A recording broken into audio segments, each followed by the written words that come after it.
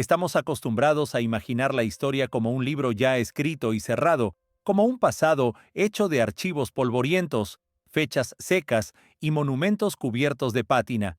Creemos saber quiénes somos y de dónde venimos. Pero, ¿y si las verdades más básicas sobre nuestro pasado fueran equivocadas? ¿Y si naciones enteras cuya historia creíamos conocer desde la escuela encierran en su sangre un secreto capaz de trastocar radicalmente nuestra comprensión de las migraciones humanas antiguas?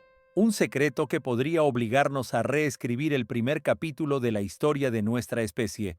Hoy hablamos del pueblo conocido como los Cherokee. No fueron simplemente una tribu, fueron una nación organizada, una de las llamadas 5 tribus civilizadas del sureste de lo que hoy es Estados Unidos. Fueron un pueblo que creó su propio sistema de escritura desde cero. Fueron un pueblo que construyó una república inspirada en el modelo estadounidense, con su capital, un parlamento bicameral, una constitución y un tribunal supremo. Su historia pública es una épica de extraordinaria adaptación, ingenio y tragedia indefinible.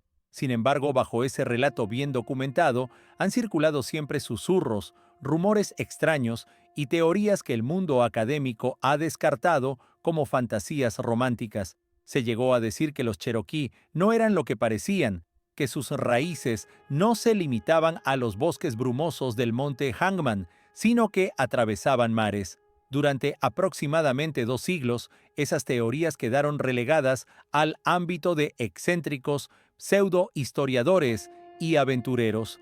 Fueron objeto de burla y olvido. Todo cambió en el siglo XXI, en el silencio estéril de un laboratorio y en las frías entrañas de una máquina de secuenciación de ADN, cuando surgió una señal que nadie esperaba. Antes de llegar a esa consecuencia decisiva, conviene remontarnos a los hechos que encendieron la polémica. La evidencia apareció por primera vez a finales del siglo XIX, en el año 1889. Lugar de los hechos: el estado de Tennessee, en el valle del río Little Tennessee, corazón de las tierras ancestrales del pueblo Cherokee, del que habían sido expulsados trágicamente medio siglo antes. Arqueólogos del Instituto Smithsonian llevaron a cabo excavaciones que no eran meras búsquedas de restos, sino una auténtica batalla científica. En esa época ardía el misterio de los constructores de montículos. A lo largo de los valles del río Mississippi y sus afluentes había miles de enormes montículos de tierra, algunos con formas zoomorfas, otros levantados como pirámides colosales. La doctrina oficial sostenía que los pueblos indígenas primitivos no habrían sido capaces de esas obras, así que los creditaban a vikingos, galeses u otras tribus perdidas.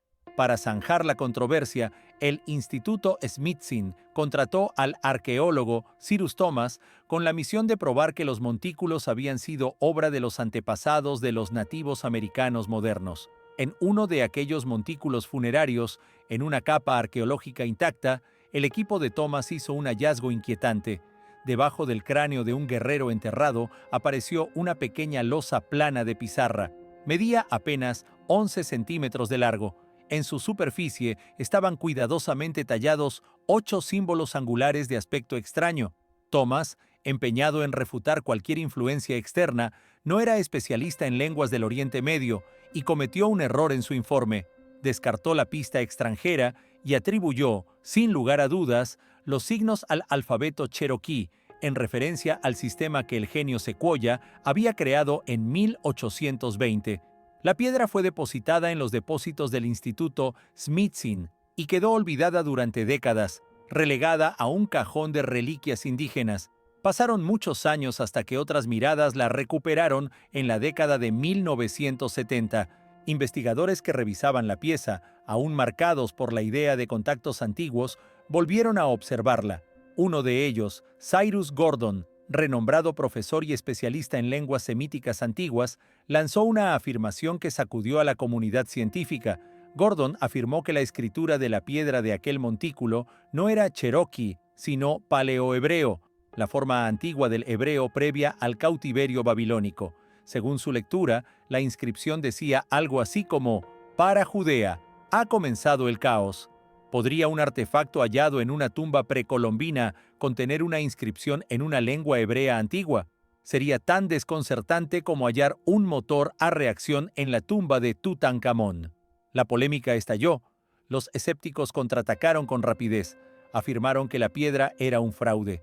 Aparecieron viejas notas de campo que mencionaban a un asistente conocido por sus bromas. Se sugirió que aquel ayudante pudo haber plantado la piedra para gastar una broma a Thomas. Incluso se dijo que fragmentos de un periódico judío fueron hallados cerca y que alguien pudo haber copiado los símbolos. El caso parecía cerrado. Otra falsificación. Pero la investigación no terminó ahí. Quienes defendían la autenticidad profundizaron y localizaron fotografías originales de la expedición de 1889 que revelaron un detalle crucial. La piedra había sido fotografiada al revés. Thomas, sin saber hebreo, la catalogó invertida. Esa publicación inicial alimentó la confusión. Muchos la miraron en posición equivocada y vieron una vaga semejanza con caracteres cherokee. Al girar la imagen, los signos se leían con claridad como paleohebreo. Esto desmontó la acusación de que Thomas hubiera reconocido de inmediato algo ajeno. Simplemente había cometido un error de orientación. A continuación, especialistas en geología y arqueología analizaron la piedra en sí. Examinaron la pátina, esa película del tiempo que se forma en los surcos, y estudiaron las marcas de las herramientas. Concluyeron que las incisiones parecían auténticas y antiguas. No eran obra reciente. La llamada Piedra de Bed Creek se convirtió en un campo de batalla intelectual. Para unos, una prueba irrefutable de contactos transatlánticos antiguos. Para otros, un engaño extremadamente elaborado y con múltiples capas. El misterio permaneció irresuelto. Los debates archivísticos llegaron a un punto muerto. La piedra por sí sola no pudo demostrar definitivamente su autenticidad. Un experto contradecía a otro. Hacía falta un testigo incorruptible, algo que no mintiera. A finales del siglo XX ese testigo apareció: la genética. La ciencia que lee la historia no en piedra sino en nuestra propia sangre, en la doble hélice del ADN. Para muchos antropólogos y genetistas del siglo XX, la colonización de América era ya un asunto zanjado. El relato oficial decía más o menos lo siguiente: hace entre 20.000 y 30.000 años, grupos de cazadores procedentes de Siberia cruzaron el puente terrestre de Beringia hasta Alaska. Beringia no fue un puente estrecho, sino un subcontinente, hoy sumergido. Hace aproximadamente 15.000 años, los grandes hielos que cubrían Canadá se retiraron, abriendo un corredor hacia el sur por el que los antepasados de los pueblos indígenas se desplazaron colmando ambos continentes en apenas unos miles de años. La genética parecía confirmar ese cuadro. Los científicos aprendieron a rastrear migraciones antiguas mediante los llamados haplogrupos, que funcionan como apellidos del ADN y se transmiten casi sin cambios. En la línea materna se usa el ADN mitocondrial y en la paterna el cromosoma Y. Casi el 99% de los pueblos nativos, desde Alaska hasta Chile, pertenecen a 4 haplogrupos maternos principales: A, B, C y D, todos claramente derivados de linajes asiáticos siberianos. El panorama era nítido. Todos provenían de Asia. Esa era precisamente la expectativa cuando se emprendieron estudios genéticos a gran escala entre los cherokee. Se buscaba confirmación de que predominaban los haplogrupos A, B, C y D. Los primeros análisis dieron la respuesta esperada. Aparecían A, B y C en los lugares previstos. Los mitos sobre contactos lejanos y la piedra de Bed Creek parecían solo fantasías románticas. Sin embargo, algo llamó la atención de los técnicos en el laboratorio. Cuantos más análisis se realizaban, más surgía en las pantallas de secuenciación una señal extraña, un marcador inusual que no encajaba. No era mero ruido estadístico ni un error mecánico, era un patrón. Un quinto haplogrupo, entonces llamado X, empezó a aparecer. No era una rareza aislada. Entre algunos grupos nativos del noreste, como los Ojibwa y los Eda, y también entre los Cherokee, el haplogrupo X se halló en una proporción significativa, aproximadamente 25%, es decir, una de cada 4 personas. Se trataba de una línea materna fundamental.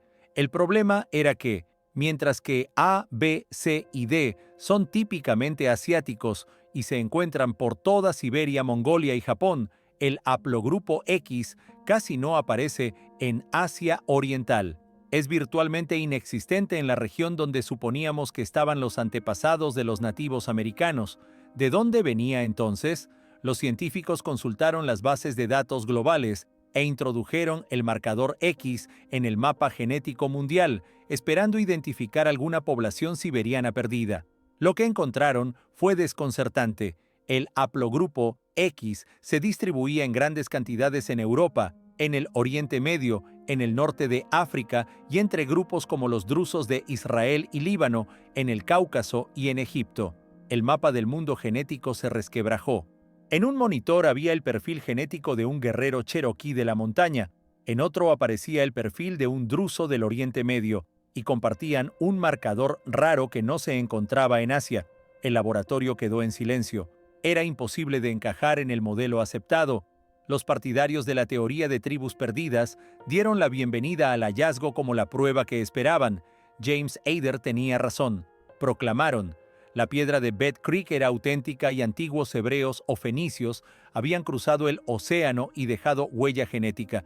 Pero la genética plantea preguntas que los artefactos por sí solos no responden, y el siguiente paso fue desmenuzar ese haplogrupo X con mayor precisión.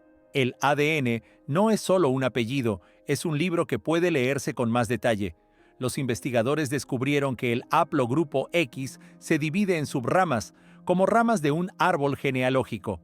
Las variantes europeas y medio orientales se etiquetaron como X1, X2b, X2c, X2d, mientras que la versión americana resultó ser distinta y recibió la denominación X2a. Era la primera pista importante. Las versiones americana y europea estaban emparentadas, pero no en una relación de progenitor directo. Eran como primos que compartían un antepasado común, pero habían seguido caminos separados hace mucho tiempo. Llegó la pregunta decisiva: ¿cuándo se produjo esa separación? Para calcularlo se activó el llamado reloj molecular, un método que estima el tiempo transcurrido desde la divergencia de dos poblaciones basándose en el número de mutaciones acumuladas en el ADN mitocondrial. Si la tesis de las tribus perdidas fuese cierta, si los partidarios de Adair y la piedra de Bed Creek tenían razón, la separación tendría que ser relativamente reciente, hace aproximadamente 3.000 años o unos 2.700 años, vinculada a movimientos en la Edad del Bronce. Las máquinas completaron los cálculos y la sala de laboratorio contuvo la respiración ante la pantalla. La respuesta no fue 3.000 años. La respuesta fue mucho más antigua, entre 15.000 y 20.000 años. Eso lo cambió todo. No se trataba de judíos antiguos, ni de fenicios, ni de legionarios romanos. La mujer portadora del haplogrupo X2A no llegó a América en la Edad del Bronce. Llegó durante la plenitud de la Edad de Hielo, mucho antes de que se erigiera la primera pirámide o se escribiera la primera palabra en hebreo. Lejos de resolver el misterio, la genética lo profundizó 1000 veces. La hipótesis de las tribus perdidas quedó desmentida por los datos. Pero, en su lugar, surgió una pregunta más antigua y más inquietante. ¿Cómo pudo aparecer en América una población genéticamente relacionada con europeos y medio orientales hace 20.000 años, sin dejar rastro intermedio en Siberia? A partir de ahí, la investigación se dividió en dos grandes teorías, ambas tan audaces que desafían la visión tradicional de la historia. La primera es la llamada hipótesis solutrense. Propone que los primeros habitantes de América no provenían de Asia sino de Europa, hace entre 18.000 y 20.000 años, cuando el norte del planeta estaba cubierto de hielo, una cultura paleolítica europea que hoy asociamos con regiones de la actual Francia y España, habría podido avanzar por el borde atlántico, desde hielo en hielo, siguiendo mamíferos marinos y pescando en una franja litoral rica en recursos. Los defensores de esta idea, entre ellos algunos arqueólogos del Instituto Smithsonian, señalan que ciertas técnicas de talla lítica de la cultura Clovis norteamericana no tienen homólogos en Siberia, mientras que recuerdan métodos muy parecidos a la técnica solutrense de fractura longitudinal. Si se compara una punta Clovis con una punta solutrense, hay similitudes que resultan estadísticamente improbables. Según esta teoría, los antepasados de pueblos como los Cherokee podrían tener conexiones con cazadores paleolíticos europeos que recorrieron el océano helado hace decenas de miles de años. Esa hipótesis, sin embargo, enfrenta problemas inmensos. Implica atravesar miles de kilómetros de océano helado. No contamos con embarcaciones atribuibles a la cultura solutrense y sugiere una narrativa que muchos consideran eurocéntrica. Por eso la mayor parte del mundo arqueológico la mira con escepticismo, aunque no la descarta por completo. La otra teoría reinterpreta Beringia. En lugar de concebirlo como un simple puente frío y estrecho, lo describe como un enorme continente hoy sumergido, con bosques, ríos y fauna comparable al tamaño de 2 estados grandes. En esa vasta extensión, los ancestros de los pueblos americanos habrían vivido durante miles de años, aislados por los glaciares que bloqueaban tanto el acceso al sur hacia América como el regreso a Siberia. Los arqueólogos llaman a ese episodio el estancamiento beríngico. Esa población protopoblacional no procedía de un único lugar de Asia, sino que fue una mezcla de grupos antiguos provenientes del sur, probablemente de la región del Altai y Asia Central, que incluía las líneas A, B, C, D y también X. Hace aproximadamente 15.000 años, cuando los hielos se retiraron, ese grupo se dispersó hacia el sur y repobló las Américas. La razón por la que el haplogrupo X no se encuentra hoy en Siberia, según esta interpretación, es que las poblaciones siberianas originales fueron reemplazadas por oleadas posteriores de migraciones asiáticas, de modo que las trazas genéticas más antiguas se conservaron en América y se perdieron en la Eurasia septentrional. ¿Y qué reveló, en última instancia, el ADN Cherokee? No confirmó la leyenda de las tribus perdidas de forma literal, la desmintió, pero al hacerlo, desveló una verdad mucho más profunda y antigua. Mostró que la historia del poblamiento americano no es una simple marcha lineal del punto A al punto B, sino una compleja madeja de migraciones antiguas, mundos hundidos y caminos olvidados. El código genético Cherokee es un artefacto vivo, una ventana hacia el mundo de la Edad de Hielo. No conecta a los Cherokee con el Oriente Medio de la Edad del Bronce de manera directa, sino con ancestros paleolíticos comunes que dieron lugar tanto a europeos como a amerindios. Esos ancestros compartidos fueron borrados en algunos lugares por el paso del tiempo y por sustituciones poblacionales, pero sus huellas persistieron en América. La historia Cherokee no se reduce, en cualquier caso, a su ADN. Su singularidad reside más en lo que llegaron a ser y en lo que hicieron en época moderna. A principios del siglo XIX, sometidos a una presión implacable de colonos blancos, los Cherokee optaron por adaptarse a fin de sobrevivir. Lo hicieron de un modo sin precedentes, se convirtieron en una nación organizada con instituciones modernas, adoptaron prácticas agrícolas, se convirtieron en abogados y propietarios, mezclaron el cristianismo con creencias ancestrales y desarrollaron una sociedad compleja de linaje matrilineal en la que la herencia y el poder pasaban por la línea femenina. Les faltaba, sin embargo, la escritura. Entonces apareció un hombre, Sequoyah, que no hablaba inglés y que era artesano y herrero. Obsesionado por las hojas que hablan de los colonos, trabajó durante 12 años en solitario para crear un sistema de escritura propio. No copió el alfabeto latino, inventó un silabario en el que cada símbolo representaba una sílaba de su lengua. Al principio fue ridiculizado, incluso rechazado por su comunidad, y sufrió burlas y acusaciones, pero perseveró. Cuando presentó su obra, 86 signos simples y elegantes, demostró su eficacia ante los jefes y un familiar joven que pudo leer los mensajes escritos por Sequoyah sin error. En meses, miles de Cherokee aprendieron a leer y a escribir, y la tasa de alfabetización entre ellos superó a la de los colonos blancos en Georgia. Publicaron su propio periódico bilingüe, el Cherokee Phoenix, imprimieron sus leyes y debatieron con el gobierno estadounidense usando la ley y la prensa como armas cívicas. Nada de eso bastó para detener la tragedia que vino después. En 1830, el presidente Andrew Jackson firmó la Ley de Desalojo de Indios. A pesar de tratados y de la demostrada civilidad de la nación cherokee, el hallazgo de oro en Georgia precipitó su expulsión.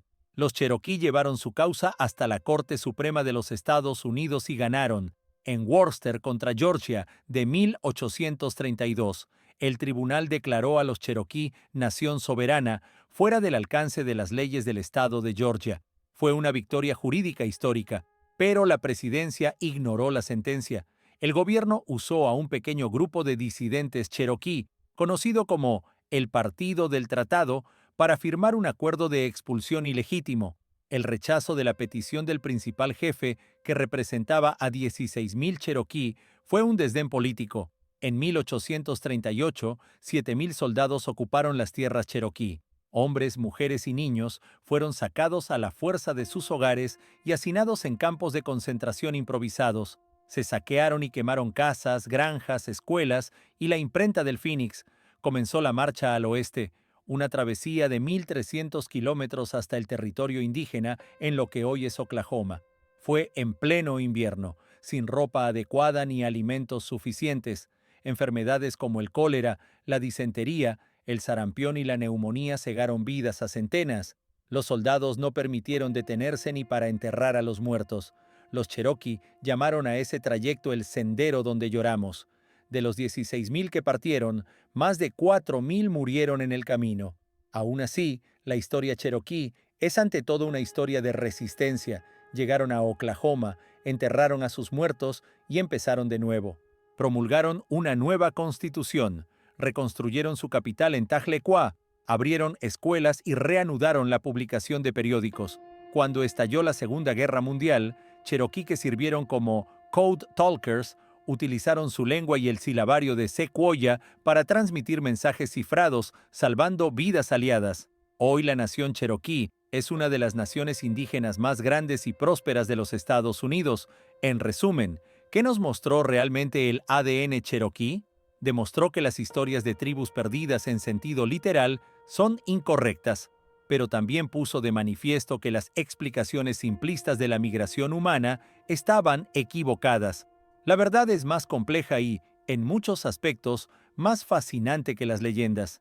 El haplogrupo X no es un marcador exclusivamente judío o europeo reciente, es una señal eurasiática muy antigua que pervivió en América, mientras que en el Viejo Mundo evolucionó en otras ramas. El ADN cherokee es un artefacto viviente que nos conecta con los paisajes helados de la Edad de Hielo. Esta historia combina genética, arqueología e historia humana y plantea más preguntas que respuestas. Hemos empezado apenas a leer el libro que llevamos escrito en el ADN. Si el genoma de un pueblo pudo sacudir tan poderosamente nuestra visión del pasado, ¿qué otros descubrimientos sorprendentes aguardan? La investigación continúa